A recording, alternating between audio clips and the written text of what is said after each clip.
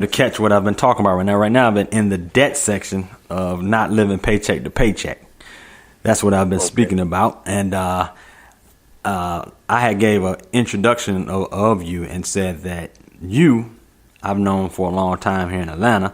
And I said I called you an author, an entrepreneur, an investor, and you got your hands in a lot of things.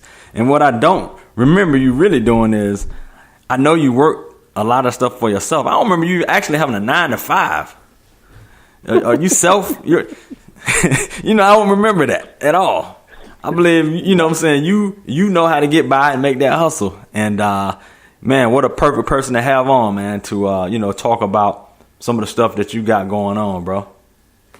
I appreciate it. I was talking to a few other people recently about that, and it was like, yeah, so have you ever had a quote unquote regular job? And I'm like, yeah. In fact, excuse me, my technical expertise, as it were, by trade, is a fiber optics test engineer.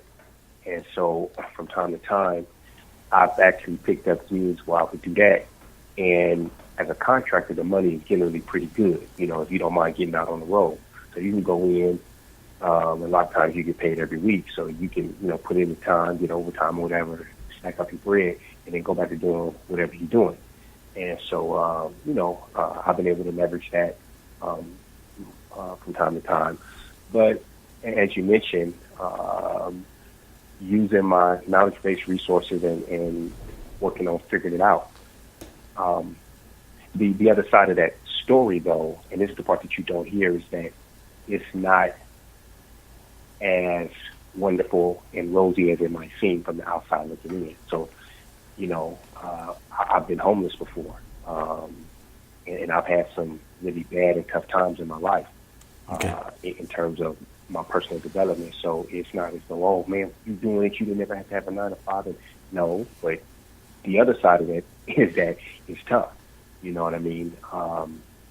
There are certain things that I haven't had, and depending on who you're talking to, still may not have some other things in place that other people who traditionally would have a 9 to 5 would have in place for themselves.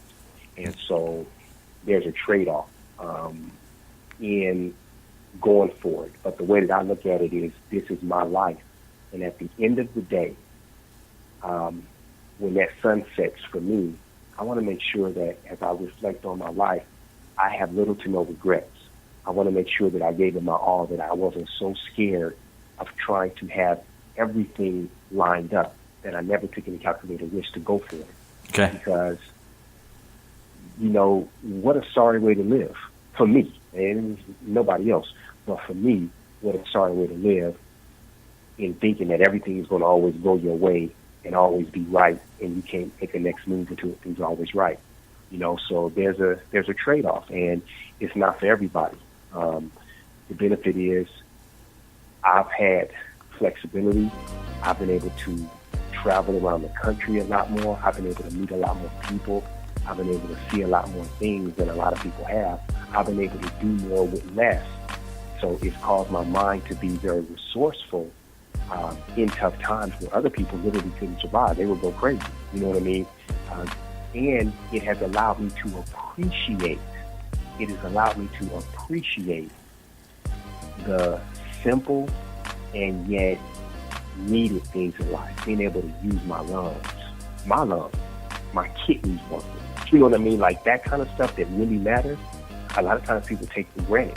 But right. When you step into the shoes that I've walked in, you look and you're like, man, I got full faculties of my limbs, and some people don't. You know what I mean? So right. a good part of this is about perspective and mindset and working with what you have to get on what you want to have. That was a long segue, but I had to make sure that it was a part of the record, because a lot of times people get misconstrued, and when you hear other people talk, they over-memorize the conversation, even if by not talking about other parts of it that's grinding, that's tough. When they're in the car or they're on the park bench and they're crying, grown men, grown women crying because they feel like they don't have nobody to help them. And they like, man, this is not supposed to be my life right here. Like, no, people don't talk about that part they'll talk about when they going hungry and they're like, man, okay, I got this $20. Do I put it here, or do I get these books printed, or you know what I mean? Do I get these flyers made? What do I do with this $20? Like, where's the next 20 gonna come from? Right. And if you believe in a higher power greater than yourself, the universal thought, and you're like, okay, well, I gotta believe that it's gonna happen for me. I gotta make this move right now. And so people don't often talk about that. So yeah. Yeah, man, that's excellent stuff. Like I said, like, you know, shoot, from way back when I was doing my conference 13, 14 years ago, I can say, like I said, you know what I'm saying, I remember came with your book that you had to hit the music industry guide. I forgot the exact title name, but it was a music industry guide. The music industry connection. Connection, yeah, that's right, the mic. Music industry connection, and I can't remember if you didn't make the first one. You might have made the second one, because I think you had a guy that actually came up and represented with your book, and actually was at the table. I remember that, but that's my first exposure to it. But like I said, that's when I say you're an author. So you were selling books, and that's where you actually said the story, like, okay, I may be down on my funds, but I reprint this book, or, you know, do I put any promotional materials out so I can expand? You know what I'm saying? So that is a really nuts and bolts story here. So that fits exactly what I was saying. People were living paycheck to paycheck. And the other thing, I was in the middle of me talking about paycheck to paycheck, it was talking about knowing your expenses. So you can't just go willy-nilly and say, okay, I'm going to eat $50 of food per day. You know what I'm saying? By the end of the week, you done spent $250 for the week on a work week. Right. You know what I mean? So right. It's like there is a limit. How do you find yourself as far as knowing? Like I said, I know you do rather well as far as knowing, you know what I'm saying, especially being having your own business, knowing what you're going to do daily as far as financially, what you're going to put out. That's an interesting question. I think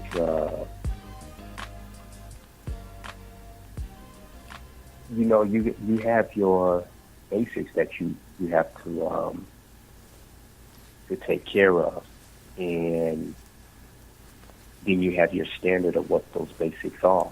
Mm-hmm. I think a lot of people spend a ton of money on food, and that's one area that I wouldn't say that you have to compromise, but it's an area that if you look at it, there's probably some ways, not probably, there are some ways that you can not only cut your expenses, but you can eat healthier. It may take some creative measures, right, but it can be done. And the byproduct is you'll have more energy. You should rest better. You know what I mean? You'll have more money in your pocket. The other thing is, look at the amount of clothes that most of us have. Right. I mean, we have more shoes than days in a week. And where are we going? Real talk. I mean, how many pairs of jeans? I'm like, I'm all for being clean. Don't get me wrong. I'm like, you know, I take 2-3 showers a day sometimes, especially in the summer and, you know, the spring months because of the heat and the humidity and all that kind of stuff, right? Yeah. But if you didn't do anything that day, why are you washing those clothes, man? Put those clothes back on. People are like, that's kind of grimy. Well, I'm just saying, if you ain't sweating, you ain't funky, like, this stuff adds up. And who are you trying to impress? I'm not saying to go out the world and be funky and nasty, but this stuff adds up. It's the daily activities that you do that make a difference in your life in the long run. Yeah. It's just like with investing your money, right? Sometimes you get a big hit, but more often than not, it's the daily thoughts that you put in, the daily activities. Like when we start talking about cryptocurrency and all that kind of stuff, or investing in stocks, you know, it's what do you do every day? You study it and you're applying, you put forth the information, and you get a little by little, and that little starts to grow into a snowball, and it becomes greater and even greater. And pretty soon you look up one day and you got a nice chunk of money, and now you can move into other positions faster than you did in the past because you were disciplined. And what one of the guys said, he said, discipline equals freedom. So just the daily activity. So in terms of what I do, my costs are relatively low. Now I have children, and so that is another financial responsibility that I have to absorb. Fortunately, their mom participates and we participate together in raising our children. Right. And so, it's a concerted effort. But the children have needs. But even that, if you do Christmas, for example, how many toys do you give your children? Right. How many toys did you get when you was a child? I mean, real talk. Right? So, we say we in our 40s. Yep. 30s and 50s, people listening to the program, maybe some 20s, but let's just say 30s, 40s, and 50s, right? Yep. All those toys your parents got you, they was great back then. But man, if your parents sat you down and said, hey, look, instead of buying you all those toys, we bought you a few toys and we invested the rest of the money. Now that you're 30 years old, now that you're 40 years old, now that you're 50 years old, we got an account for you. And that account got $300,000-$400,000. You're not going to be mad at your parents. You're going to be excited. That's correct. And that's what we're talking about here.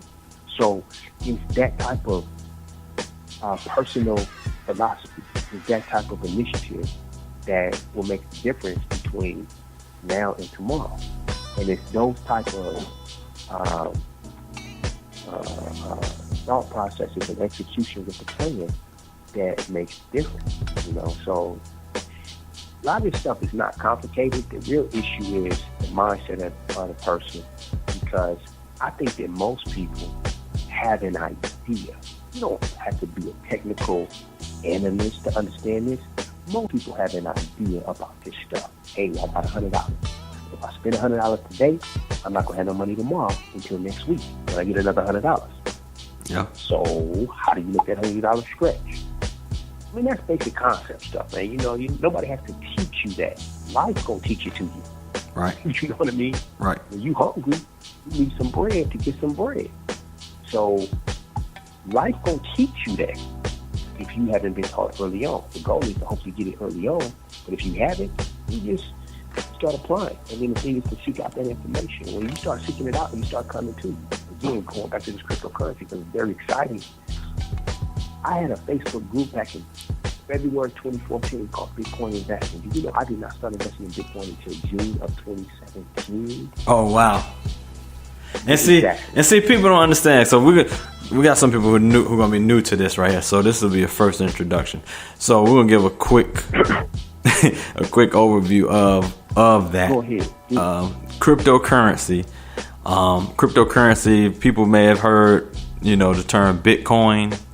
That one of the larger or more well-known cryptocurrencies that are out there.